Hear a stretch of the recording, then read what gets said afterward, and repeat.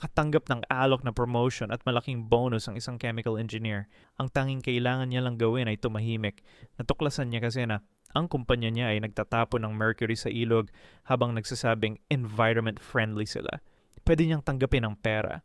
Pwede niyang iwanan na lang. Sa halip, nag-spend siya ng mga buwan na nangongolekta ng ebidensya, nagsample ng tubig, nagpicture ng mga dokumento. Nang mag-report siya sa EPA, instant na siya natanggal sa trabaho. Ni-blacklist siya sa buong industriya. 2 taon siyang walang trabaho. Inatake siya ng mga tao. Pero lumabas ang katotohanan. 3 komunidad na ang naapektuhan ng poison sa tubig.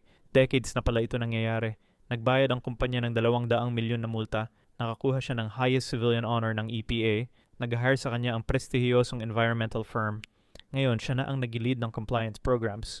Tinanong siya kung worth it ba. Sabi niya, ang pera ay mawawala, pero ang respeto sa sarili ay habang buhay. Isang desisyon. Binago ang lahat.